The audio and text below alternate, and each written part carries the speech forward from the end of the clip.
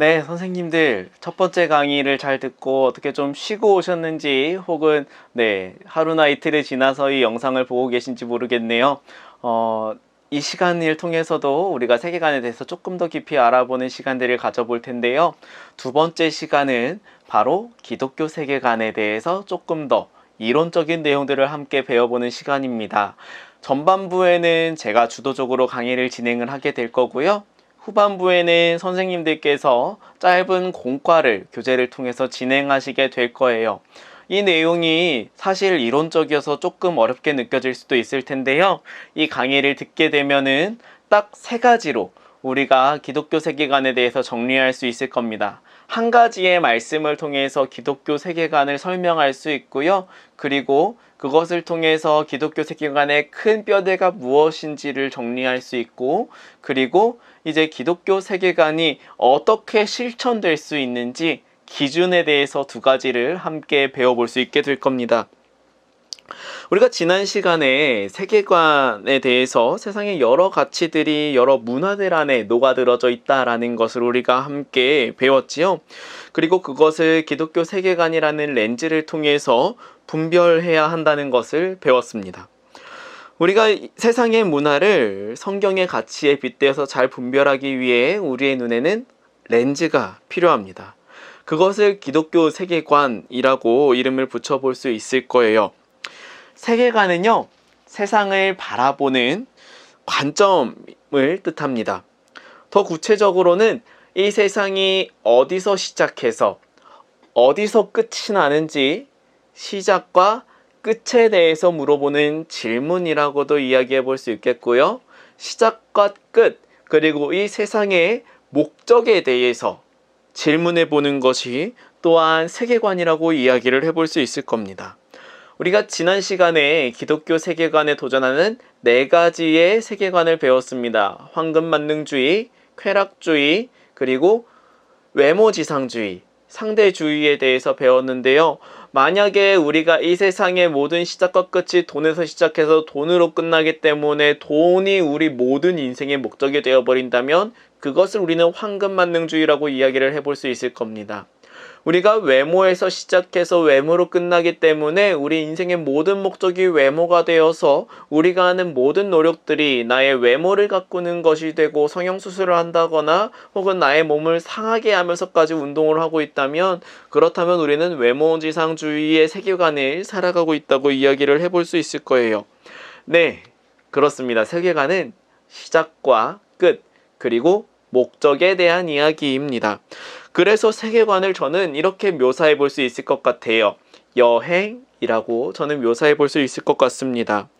여행에는요, 시작과 끝, 그리고 목적이 있어요. 시작지가 있고요, 목적지가 있고요, 그리고 그 여행의 목적이 있습니다. 예를 들면 먹방 여행, 맛있는 먹을 것들을 찾아 떠나는 먹방 여행, 그리고 수학 여행, 혹은 추억 여행, 우정 여행, 신혼여행, 다양한 여행들이 있을 수 있겠죠.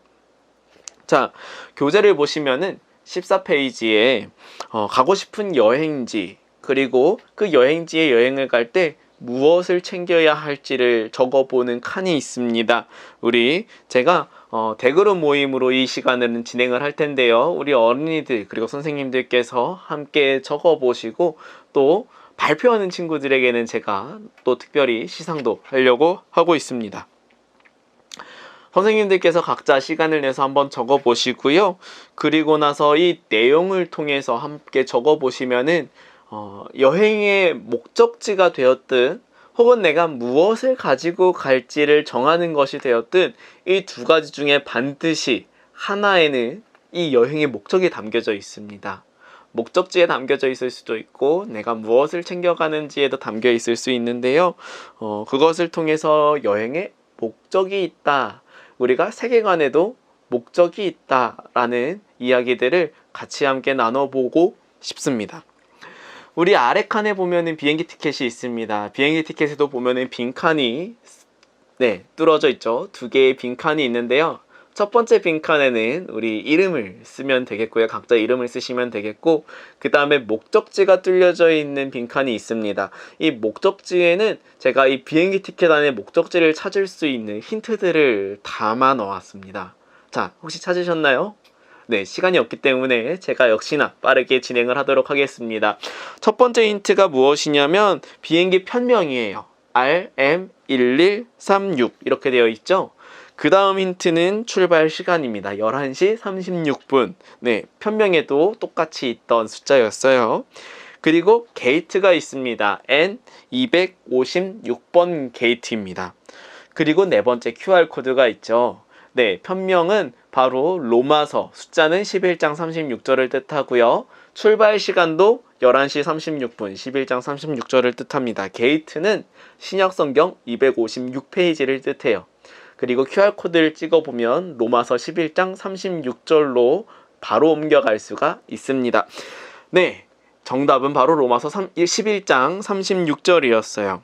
이 말씀은 이 세상의 시작과 끝, 그리고 그 목적에 대해서 확실하게 알려줍니다. 우리 함께 이 말씀을 읽어볼게요.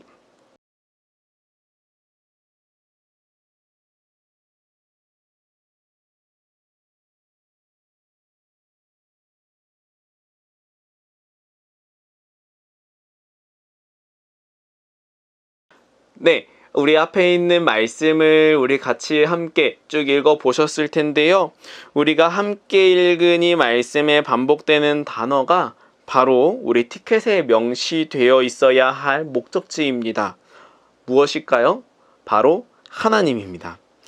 기독교 세계관의 눈으로 이 세상을 바라보게 되면 이 세상의 시작도 하나님, 끝도 하나님, 목적도 하나님이라는 사실을 알 수 있습니다. 기독교 세계관에서 가장 귀한 가치는 하나님이라는 거예요. 우리가 기독교 세계관에 대해서 알아갈 때에 하나님께서 무엇을 가장 귀한 가치로 여기셨는지, 그것을 위해 하나님께서 무엇을 하셨는지를 우리는 기억해야 합니다. 이것이 바로 기독교 세계관에서 이야기하는 가장 중요한 뼈대인 창조, 타락, 구속의 이야기예요. 성경 66권은 사실 이 놀라운 하나님의 이야기를 여러 모양으로 알려주고 있는 책입니다. 저는 이 성경을 가장 잘 압축해서 요약하고 있는 말씀 한 구절을 찾았습니다. 오늘 이 강의를 통해서 저는 이 한 구절을 통해 기독교 세계관을 설명할 텐데요. 그 말은 이 말씀 하나만 외우면 된다라는 거예요. 사실 외우려고 노력하지 않으셔도 됩니다. 왜냐하면 우리 모두가 너무도 쉽게 알고 있는 말씀이기 때문이에요. 바로 요한복음 3장 16절입니다. 여러분이 가지고 있는 교재 중에서 접혀 있는 종이가 있을 거예요. 접혀져 있는 종이를 펼쳐보시면은 그러면은 복음으로 이야기하는 기독교 세계관에 대해서 제가 빈칸을 빈칸을 채워볼 수 있도록 만들어 놓은 한 장짜리 부록 교재가 있습니다. 이 교재를 통해서 강의를 계속해서 진행해 보도록 하겠습니다. 하나님께서 세상을 이처럼 사랑하사 독생자를 주셨으니 이는 그를 믿는 자마다 멸망하지 않고 영생을 얻게 하려 하심이라. 네, 우리가 너무도 잘 알고 있는 말씀이죠. 이 말씀은 세 가지의 덩어리로 끊어서 살펴볼 수 있습니다. 첫 번째, 하나님께서 왜 하셨는가? 두 번째, 하나님께서 무엇을 위해서 하셨는가? 세 번째, 그래서 하나님이 도대체 무엇을 하신 건가? 라는 이 세 가지의 덩어리로 끊어서 살펴볼 수가 있습니다. 이 질문들은 우리가 앞서 이야기했던 창조, 타락, 구속과 매우 밀접하게 연결되어 있는 질문들이에요. 제가 드렸던 이 세 가지의 질문의 답을 이 말씀 속에서 찾아낼 수 있다면, 그렇다면 우리는 요한복음 3장 16절을 암송하는 것만으로 기독교 세계관을 설명할 수 있습니다. 자, 첫 번째입니다. 하나님의 계획하심의 이유입니다. 하나님 도대체 왜 하셨을까요? 빈칸을 한번 채워보면 무엇이 들어갈 수 있을까요? 하나님께서 땡땡을 사랑하사, 바로 세상입니다. 하나님이 세상을 사랑하셨기 때문에 무언가를 하셨다는 거예요. 하나님의 계획하심이 있는데 하나님의 그 계획하심의 이유는 세상을 사랑하셨다는 거예요. 그런데요, 이 말씀이 곰곰이 생각해 보면 조금 이상한 말씀일 수 있습니다. 왜냐하면 우리는 하나님이 나를 구원하셨다, 하나님이 우리를 위해서 예수님을 보내주셨다라고 이해하고 있어요. 만약에 그런 이해로 이 말씀을 바라본다면 하나님이 세상을 사랑하셔서 우리를 위해 구원하신 게 아니라 하나님께서 세상을 사랑하셨다라고 이야기하는 게 아니라 이렇게 이야기해야만 될 것 같습니다. 하나님이 사람을 사랑하사, 혹은 하나님이 믿는 자를 사랑하사, 혹은 하나님이 하나님의 백성, 하나님의 자녀를 사랑하사 라고 이야기를 해야 논리가 맞는 것 같아요. 그런데요, 이 말씀 속에서는 하나님이 세상을 사랑하셨다고 이야기하신다는 거예요. 이 말씀 안에 또 한 가지의 이상한 점을 발견할 수 있습니다.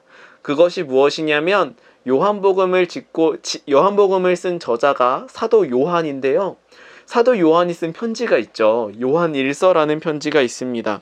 그런데 이 요한일서에 하나님이 지금 말씀하신 것과는 정반대의 이야기가 담겨져 있어요. 요한일서에서 요한은 이렇게 이야기합니다. 이 세상이나 세상에 있는 것들을 사랑하지 말라.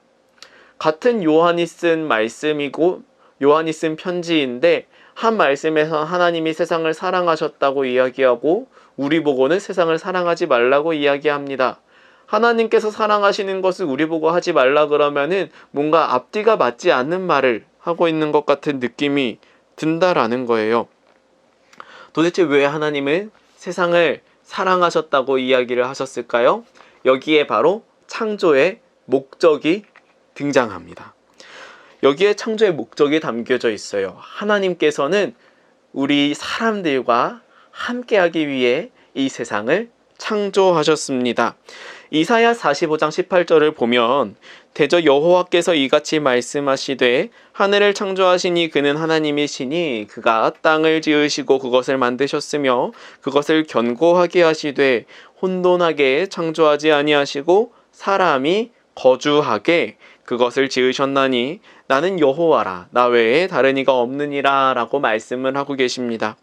하나님께서는 사람이 거주하며 하나님과 함께 지낼 이 세상을 향해서 그 세상이 보기 좋다라고 말씀을 하셨고, 하나님이 사랑하셨던 세상은 하나님과 사람이 함께 하는 하나님의 목적이 이루어지는 세상이라는 거예요. 여기에서 우리는 창조의 의미를 발견할 수 있습니다. 하나님은 이 세상을 하나님이 사랑하실 만한 세상으로 창조하셨어요. 왜냐하면 하나님의 목적이 이루어지는 세상이었기 때문입니다. 그 목적이 무엇일까요? 우리 교재의 부록교재 오른쪽에 첫 번째 창조에 비어져 있는 빈칸을 한번 채워보도록 하겠습니다. 빈칸에 들어갈 말은 무엇일까요? 네, 맞습니다. 하나님과 사람이 함께 하는 세상.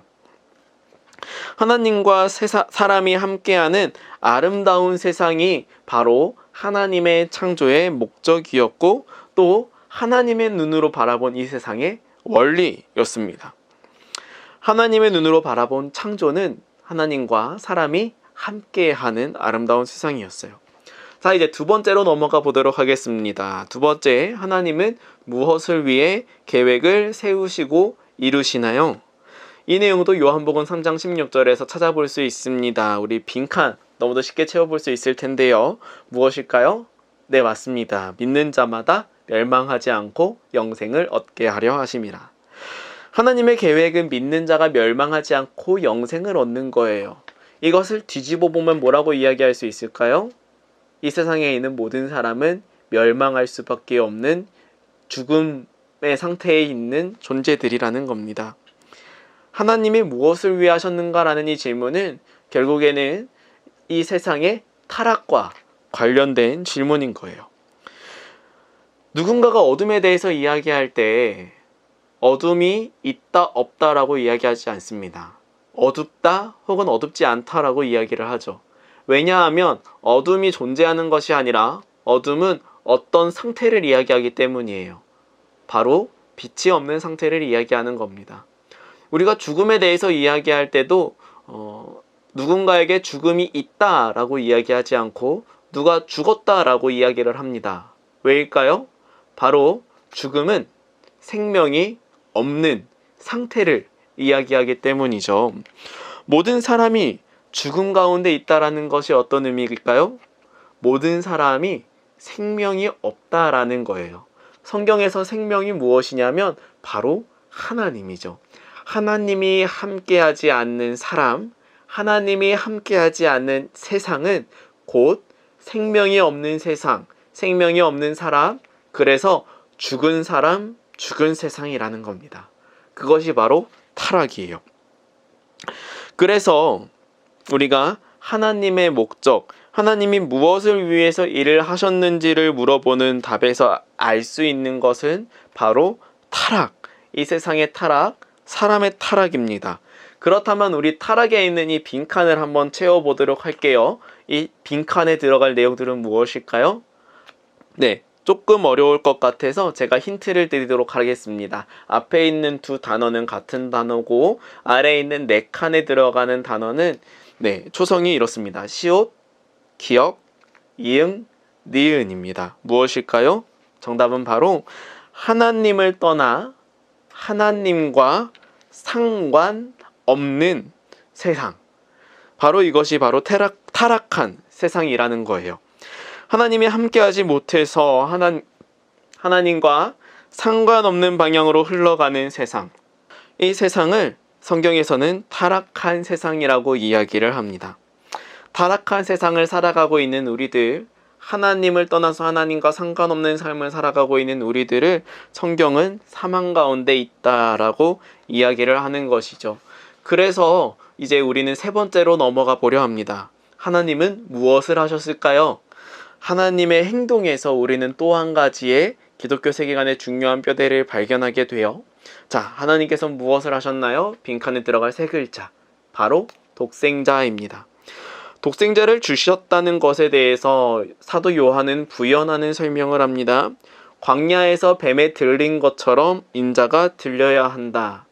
무슨 뜻인지 우리 선생님들은 다 이해하실 거라고 생각합니다. 십자가에 들리셔야 한다는 것을 예표하는 것이었죠.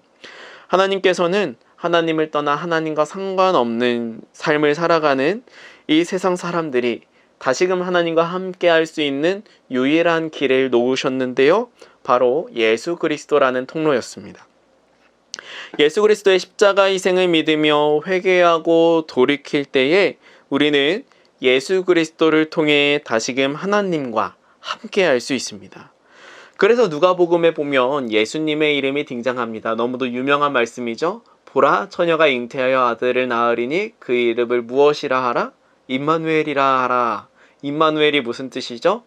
하나님이 우리와 함께 계시다라는 뜻이죠. 하나님이 보내주신 독생자를 통해서 우리는 다시금 하나님과 함께 할 수 있습니다. 우리가 하나님과 함께 할 수 있게 될 때에 이 세상은 하나님의 목적이 이루어지는 세상이 되는 거예요. 이것을 우리는 구속이라고 이야기를 할 수 있습니다. 이제 우리는 마지막 뼈대를 세우려고 합니다. 기독교 세계관의 세 번째 뼈대, 바로 구속입니다.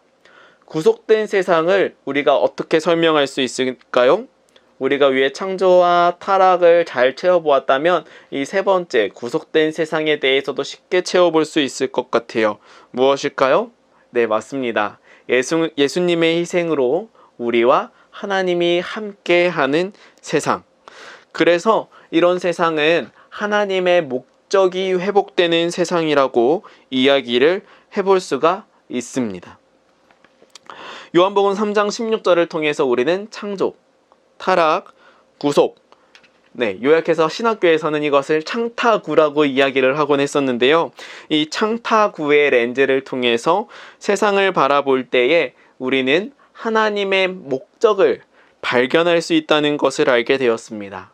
창조, 타락, 구속의 렌즈로 세상을 바라보는 기독교 세계관, 이 말이 사실 너무도 어렵게 느껴지시죠? 그래서 이 말을 조금 더 쉽게 어린이들이 이해할 수 있는 표현으로 한번 제가 바꿔 보았습니다. 이렇게 한번 바꿔 보았어요. 하나님의 눈으로 세상을 바라보는 기독교 세계관. 하나님의 눈으로 세상을 바라보면 하나님의 목적이 보입니다. 사도 바울은 하나님의 시선으로 이 세상을 바라보았고 관찰했고, 그래서 이 세상이 어디서 와서 어디로 가는지, 이 세상의 목적이 무엇인지를 확실하게 알 수 있었어요. 그래서 우리는 시작하는 시간에 티켓을 썼던 것처럼 로마서 11장 36절의 말씀을 통해 이 세상은 주님으로 시작했고, 주님으로 모든 것이 말미암았고, 주님께 모든 것이 돌아간다라고 고백할 수 있는 거예요. 기독교 세계관은 우리가 하나님과 함께하는 삶을 회복하는 겁니다. 그렇다면 하나님과 함께하는 삶은 어떤 변화들이 있을까요? 하나님과 함께 누리며 살아가는 삶은 어떤 삶일까요? 이 질문에 대한 답은 우리 선생님들께서 먼저 공과를 통해서 진행을 해 주실 텐데요. 공과를 처음 시작하시면서 부록에 있는 내용들, 네모칸들을 다 채워보셨을 텐데, 우리 어린이 성도들과 매우 간단한 활동입니다. 제가 지금 영상을 통해서 보여드릴 텐데, 부록을 칼로 자르고 접어서 팝업북으로 만들어 보시는 거예요.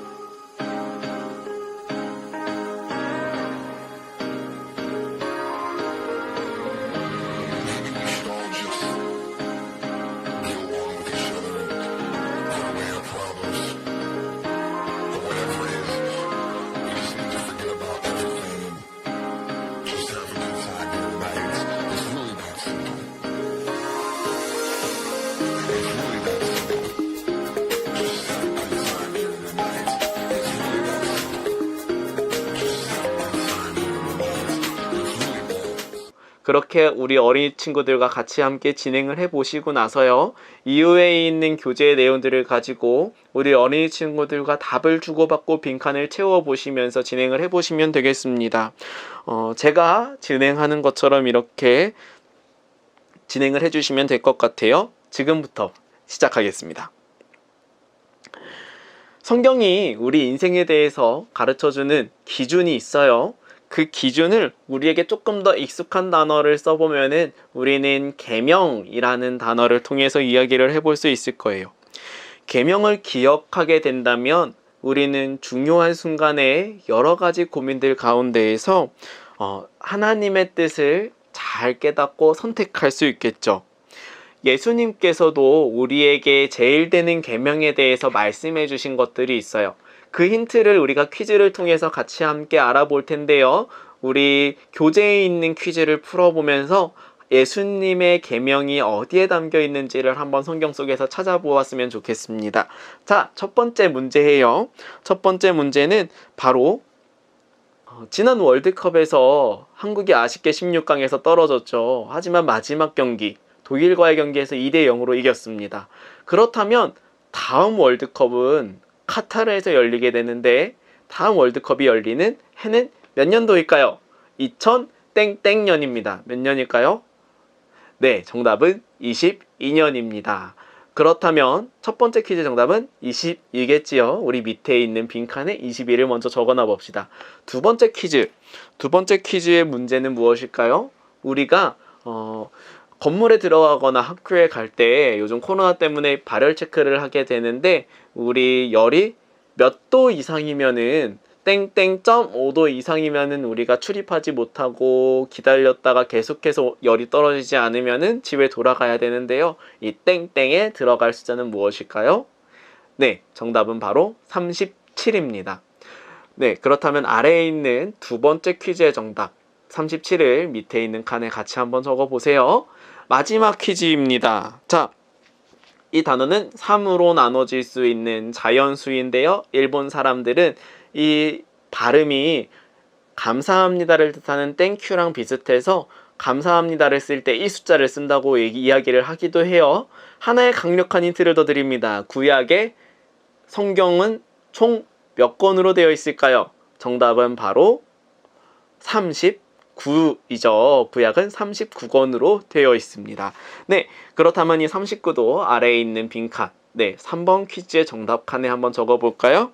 네, 우리가 이렇게 함께 퀴즈를 풀어보았는데요. 이 퀴즈의 정답을 가지고 함께 말씀을 찾아보도록 할게요. 첫 번째는 무엇일까요? 마태복음 22장 37절 말씀입니다. 바로 이 말씀, 그리고 두 번째 계명은 마태복음 22장 39절 말씀이에요. 우리 찾은 친구들이 있으면 빠르게 이 말씀을 읽어보도록 하겠습니다. 첫 번째 퀴즈 시작. 예수께서 이르시되 내 마음을 다하고 뜻을 다하여 주 너의 하나님을 사랑하라 하셨으니. 그래요. 첫 번째 계명은 하나님을 사랑하는 거였습니다. 두 번째 계명은 무엇일까요? 네, 시작. 둘째도 그와 같으니 내 이웃을 내 자신과 같이 사랑하라. 네, 우리가 두 번째 계명은 이웃 사랑이라는 것을 알게 되었습니다. 우리는 이렇게 두 가지의 말씀을 통해서 예수님의 기준, 예수님의 계명의 큰 두 가지의 축을 발견할 수 있어요. 첫 번째, 하나님 사랑, 두 번째, 이웃 사랑입니다. 하나님을 사랑하는 사람은 언제나 하나님을 예배해요. 하나님을 예배한다는 것은 언제나 하나님을 기뻐하고 하나님을 자랑하고 하나님을 찬송하는 거예요. 그리고 이렇게 예배하는 사람은 언제나 하나님의 말씀을 기억하고 하나님의 말씀에 순종합니다. 하나님의 말씀에 순종하는 삶이 하나님을 예배하고 하나님을 사랑하는 삶이라고 이야기를 할 수 있어요. 예수님은 그럼 어떻게 하나님을 사랑할 수 있었을까요? 우리 교재에 있는 빈칸을 한번 아래에 있는 거울 힌트를 통해서 채워보도록 할게요. 자, 우리 거울에 반사된 글씨를 통해서 빈칸을 채워봤을 텐데 그러면 우리 다 같이 함께 우리 빈칸을 채운 이 말씀을 같이 읽어보도록 할게요. 시작. 예수님께서 기도하셨습니다. 아바 아버지, 아버지께서는 모든 것을 하실 수 있으시니 이 잔을 없애주십시오. 그러나 제 뜻대로 하지 마시고 아버지의 뜻대로 하십시오. 예수님께서는 죽음을 앞둔, 십자가를 앞둔 그 순간에까지도 겟세마네 동산에서 감람산에서 땀이 피가 되도록 기도하시면서 나의 뜻이 아닌 예수님의 뜻이 아닌 하나님의 뜻을 구하고 하나님의 뜻이 이루어지기를 기도하셨어요. 이렇게 하나님의 말씀에 온전히 순종하는 모습이 바로 하나님을 사랑하는 모습이라고 이야기를 해볼 수 있을 거예요. 두 번째 계명, 바로 이웃을 사랑하는 것이죠. 자, 예수님께서 십자가에 달려 돌아가시기 전에 제자들에게 세 계명을 주시는데요. 그 내용이 무엇이냐면 내가 너희를 사랑한 것 같이 너희도 서로 사랑하라 라는 것이었어요. 우리가 앞서서 하나님을 사랑하는 것에 대한 예수님의 기준이 하나님의 뜻을 분별하며 하나님의 말씀에 순종하는 것이었다면 이웃을 사랑하는 것에 대한 예수님의 기준은 무엇일까요? 우리 다음 그림들을 보면서 우리 같이 함께 빈칸을 채워보도록 해요. 자, 우리 첫 번째 그림은 어떤 그림일까요? 첫 번째 그림은 예수님께서 누구를 만나서 무엇을 하고 계시는 장면일까요? 우리 힌트가 그림 안에 있으니까 그림 안에 있는 힌트를 보면서 빈칸을 한번 채워봅시다. 네, 맞아요. 첫 번째 칸에 있는 이야기는 바로 예수님께서 어린아이들을 맞아주시는 장면이에요. 예수님께서는 어린아이들을 만나주셨고 그리고 예수님께 다가오는 어린아이들을 안아주시고 축복해 주셨어요. 당시에 어린아이들은 사람을 셀 때 숫자에도 들어가지 않는 그런 아주 차별받는 존재였지만 예수님은 어린아이들을 차별하지 않으셨어요. 두 번째 그림은 예수님께서 누구를 만나고 계신가요? 네, 우리 친구들이 이야기해 볼게요. 두 번째 그림에서는 바로 예수님이 나병 환자를 만나주고 계셔요. 나병 환자를 치료해 주고 계시죠. 당시의 나병 환자는 진영 안에도 들어오면 안 되고 접촉할 수도 없는, 사람들과 서로 이렇게 스쳐 지나갈 수조차 없는, 그렇게 차별받고 고통받는 사람들이었는데 예수님은 차별하지 않고 나병 환자를 찾아가 주셨어요. 세 번째 그림은 무엇일까요? 네, 세 번째 그림은 예수님께서 돈주머니를 들고 있는 누군가를 만나주고 계시죠? 바로 삭개오를 만나고 계신 거예요. 삭개오의 직업이 무엇이었을까요? 삭개오의 직업은 바로 세리였어요. 이스라엘 사람들에게서 돈을 걷어서 로마에게 세금을 바치는 사람이었는데 그 사이에서 사람들에게 뺏은 돈으로 자신의 부를 쌓았던 그런 사람이었죠. 이스라엘 사람들이 전혀 좋아할 수 없는 사람들이었어요. 하지만 예수님께서는 삭개오를 직접 찾아가 주셨고 삭개오와 함께 해주셨죠. 마지막 그림은 예수님께서 누구를 만나고 계시나요? 네, 사마리아 여인을 만나서 사마리아 여인에게 하나님의 말씀을 전해주고 계세요. 사마리아 사람들은 당시 유대인들이 너무 차별하고 싫어해서 이스라엘 사람들은 사마리아라는 땅을 지나가면 빠르게 갈 수 있는데도 불구하고 사마리아 땅조차도 밟지 않고 돌아가는 그런 풍습이 있었어요. 심지어 이 여인은 사마리아 사람들에게조차 차별을 받아서 아무도 오지 않는 땡볕에 물을 기르러 올 수밖에 없는 그런 사람이었는데 예수님이 차별하지 않고 만나 주신 거예요. 성경 이야기 속에서 우리가 예수님이 만나 주신 사람들의 공통점을 찾아볼 수가 있어요. 그들은 바로 유대인들이 무시하고 차별했던 외톨이들이었어요. 우리가 살아가고 있는 이 사회도 어쩌면 외톨이를 끊임없이 만들어내는 세상인 것 같아요. 예수님의 시대에 나병 환자가, 어린아이들이, 사마리아 여인이, 세리들이 차별을 받았다면 우리가 살아가고 있는 세상에도 돈이 없다고 차별받고 외모가 못났다고 차별받고 혹은 절대적인 진리, 복음을 전도한다고 차별을 받기도 해요. 하지만 예수님이 보여주신 이웃들을 찾아가는 그런 모습들을 우리가 삶 가운데 적용해 본다면 우리는 어떤 삶을 살아가야 할까요? 저는 이렇게 정리하고 싶습니다. 그 누구도 구별하지 않고 차별하지 않고 모두를 환대하고 환영하는 것. 우리가 기독교 세계관을 생각할 때 예수님을 떠올리면서 이 두 가지를 생각해 본다면 하나님의 뜻에 순종하는 하나님 사랑, 누구도 차별하지 않고 사랑하는 이웃 사랑, 이 두 가지의 기준을 늘 생각하면서 결정하면 우리는 하나님의 뜻과 하나님의 목적대로 살아가는 기독교 세계관을 가지고 살아가는 어린이들이 다 될 수 있을 거예요. 우리 꼭 이렇게 예수님의 기준처럼 하나님을 사랑하고 이웃을 사랑하는 모두들이 되기로 함께 다짐합시다. 네, 이렇게 진행을 해주시면 됩니다. 이렇게 공과가 끝나고 나면은 다시 대그룹이 있는 방으로 모여서 제가 강의를 한 번 더 마무리하고 정리해야 하는 시간들을 가져보도록 할 거예요. 제가 정리하겠습니다.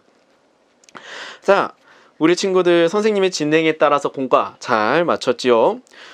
여러분 지금 화면 속에 사진에는 무엇이 보이고 계신가요? 바로 자가 보이죠? 자는 대표적인 기준이에요. 그런데 이 자가 있다라는 것이 중요한 것이 아니에요. 진짜 중요한 것은 뭐냐면 여러 자들이 있는데 그 자들이 전부 다 똑같은 길이를 나타내고 있는가, 이것이 사실 정말 중요한 것이죠. 1999년에 미국에 발사했던 화성 탐사선이 화성에 착륙하다가 펑! 폭발해버리는 사고가 납니다. 왜 그런 사고가 났을까요? 이 화성 탐사선을 만든 회사는 미국의 로키드 마틴이라는 회사였는데, 이 로키드 마틴사에서 설계할 때에 야드라는 단위를 사용해서 탐사선을 만들었다고 해요. 그런데 나사에서 착륙을 진행하는 팀에서는 단위를 미터 단위를 사용했던 거예요. 서로 사용하는 단위, 서로 사용하는 기준이 달라지다 보니까 실제로 화성에 착륙할 때에 그 단위가 달라져서 결국에는 탐사선이 착륙하지도 못하고 펑 터져버리는 사고가 나게 된 것이죠. 수천억이라는 어마어마한 돈이 한순간에 공중으로 사라져버리는 시간이었어요. 우리 인생 속에서 다양한 문제들이 발생하는데, 그 문제들이 발생하는 이유는 우리 각자의 기준, 각자 가지고 있는 자가 달라서 아마 발생할 거예요. 제가 기독교 세계관을 가지고 우리 친구들, 우리 선생님들이 가지고 있는 모든 고민에 대한 답을 다 내려줄 수는 없어요. 하지만 제가 여러분들에게 이야기할 수 있는 것은 기준을 세우는 일이에요. 예수님의 기준을 우리의 기준과 똑같이 우리의 기준을 예수님의 기준과 똑같이 맞추는 거예요. 그때 우리는 하나님을 사랑하고 이웃을 사랑하는 기준을 가지고 기독교 세계관을 바라보며 살아갈 수 있게 되는 것이죠. 자, 우리가 처음에 공과를 통해서 하나님을 사랑하는 것에 대한 기준을 배웠어요. 예수님께서는 어떻게 하나님을 사랑하셨나요? 바로 하나님의 말씀에 끝까지 순종하는 모습으로 사랑하셨죠. 그래서 빌립보서 2장 5절에서 8절을 보면 이렇게 이야기를 하세요. 너희 안에 이 마음을 품으라. 곧 그리스도 예수의 마음이니 그는 근본 하나님의 본체시나 하나님과 동등됨을 취할 것으로 여기지 아니하시고 오히려 자기를 비워 종의 형체를 가지사 사람들과 같이 계셨고 사람의 모양으로 나타나사 자기를 낮추시고 죽기까지 복종하셨으니 곧 십자가에 죽으심이라. 죽기까지 순종하는 것이 예수님이기 때문에 가능한 것은 아닐까라는 생각 우리 친구들 해볼 수 있을 것 같아요. 하지만 그렇지 않아요. 우리가 정말 누군가를 사랑한다면 우리는 목숨을 바쳐서 그 사람을 위해서 혹은 그 무언가를 위해서 희생할 수 있을 거예요. 부모님들이 여러분을 위해서 목숨을 바쳐서 여러분을 지켜주시는 것처럼 정말 사랑한다면 우리는 죽기를 각오하고 순종할 수 있어요. 하나님 사랑의 롤모델, 예수님이 보여주신 실천은 바로 죽기까지 하나님의 말씀을 기억하고 하나님의 말씀에 순종하는 모습이었어요. 그리고 우리는 예수님의 이야기들을 통해 이웃 사랑에 대해서도 배웠습니다. 외모지상주의에서 외모가 보잘것없으면 차별의 대상이 돼요. 외모만으로도 놀림과 소외의 대상이 되어버리죠. 쾌락주의에서는 잘 놀지 못하면 외톨이가 돼요. 상대주의에서는 복음을 전하기만 해도 외톨이가 될 수 있어요. 이런 세상 속에서도 우리는 이웃을 사랑해야 해요. 우리는 하나님의 눈으로 세상을 바라보는 기독교 세계관에 대해서 하나님의 목적이 회복되는 세상이라는 이야기를 했어요. 하나님의 목적은 바로 하나님과 사람이 함께 하는 것이었죠. 우리는 무엇을 통해서 하나님과 사람이 함께 하고 계시다는 것을 깨닫게 될까요? 우리는 예배를 통해서, 말씀을 통해서, 기도를 통해서 하나님이 우리와 함께 하시는 것을 깨달을 수도 있지만 우리의 일상 속에서도 하나님이 우리와 함께 하고 계시다는 것을 깨달을 수 있어요. 어떻게요? 바로 코이노니아. 예수님을 믿는 서로의 모습을 통해 우리는 하나님의 함께 하심을 느끼고 경험할 수 있어요. 하나님을 사랑하는 우리는 하나님의 뜻인 함께 하심을 기억해야 돼요. 어떻게 하나님의 뜻이 이루어질 수 있을까요? 바로 하나님의 뜻을 기억하는 우리가 서로를 향해서 희생하고 봉사하고 차별하지 않고 구별하지 않고 모두를 환대하고 환영할 때에 우리는 하나님의 목적이 이루어지는 삶을 살아갈 수 있어요. 자, 이제 정리하겠습니다. 우리 말씀 한 가지만 외우자고 했어요. 요한복음 3장 16절 말씀입니다. 같이 한번 외워볼까요? 하나님이 세상을 이처럼 사랑하사 독생자를 주셨으니 이는 그를 믿는 자마다 멸망하지 않고 영생을 얻게 하려 하심이라. 우리가 이 말씀을 통해서 기독교 세계관의 세 가지 뼈대를 세워볼 수 있다라고 말씀을 드렸어요. 첫 번째 기둥이 무엇이었나요? 창조. 두 번째 기둥이 무엇이었죠? 타락. 세 번째 기둥이 무엇이었나요? 구속이었습니다. 이 세 가지를 통해서 우리는 하나님의 목적, 하나님은 우리와 함께하고 싶어 하신다는 것을 우리는 알 수 있었습니다. 그렇게 하나님의 목적이 이루어지기 위해서 우리는 삶 속에 두 가지의 기준을 세워봐야 한다 그랬어요. 예수님이 보여주신 두 가지의 기준, 첫 번째 하나님 사랑, 두 번째 이웃 사랑이었습니다. 하나님 사랑은 어떤 것? 죽기까지 하나님 말씀에 순종하는 것. 이웃 사랑은 무엇이었나요? 그 누구도 차별하지 않고 구별하지 않고 모두를 환영하고 환대하는 것. 이것이 바로 이웃 사랑이었죠. 우리가 이렇게 기독교 세계관을 가지고 누군가를 바라볼 때나 우리 삶 속에 어떤 문제들이 있을 때 이 기준, 하나님 사랑과 이웃 사랑이라는 기준을 가지고 우리와 함께 하시고 싶어하는 하나님의 목적이 이루어질 수 있도록 결정한다면 우리는 기독교 세계관을 이루어가는 삶을 살아갈 수 있을 거예요. 제가 이번 강의를 준비하면서 한 가지 이야기를 여러분들과 나누려고 합니다. 그 이야기는 무엇이냐면 제가 얼마 전에 설교에서도 한번 인용을 했지만 제 친구의 인스타에서 봤던 이야기였어요. 친구의 인스타에서 치킨이 들려있는 사진 하나를 보았습니다. 근데 그날이 주일이었어요. 예배를 드려야 하는 시간에 치킨을 들고 친구의 집을 찾아가는 그런 친구의 사진을 보게 된 거예요. 저는 이 친구가 교회를 다니는 친구인지를 알았어요. 그래서 저는 이런 생각을 했습니다. 이 친구가 교회 안 가고 왜 친구와 이런 시간을 갖게 되는 걸까? 근데 그 친구가 인스타그램에 내용에 쓴 글을 보고 나서 저는 저 스스로에 대해서 회개했어요. 이 친구가 밑에 있는 글에 이런 내용을 썼거든요. 그 교회를 열심히 다니는 친구에게 우울증을 앓고 있는 친구가 있었대요. 우울증을 앓고 있는 친구가 주일날 교회 가야 되는 시간에 이 친구에게 문자를 보낸 거예요. 나 너무 힘들어. 죽고 싶어. 라는 문자를 보낸 거죠.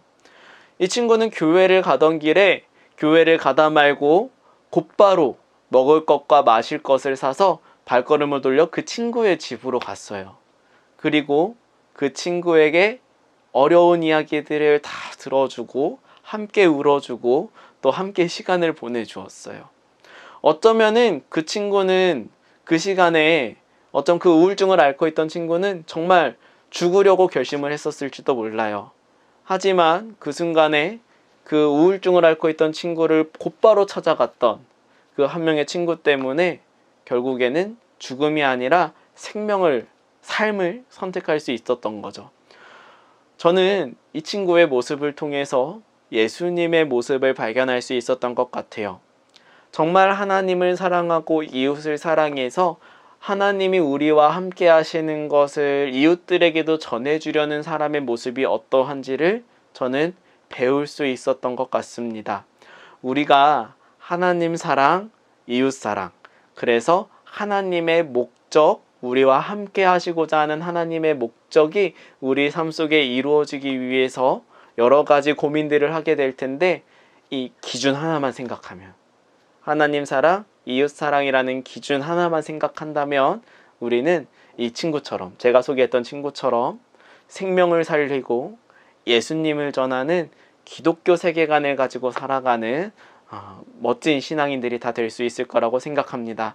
우리 어린이들이 그런 삶을 살 수 있기를 소망하고 또 우리 선생님들이 그런 삶을 살아낼 수 있기를 주님의 이름으로 축복합니다. 두 번째 강의는 여기까지 마치도록 하겠습니다. 우리 다음 강의에서 다시 만나도록 하겠습니다.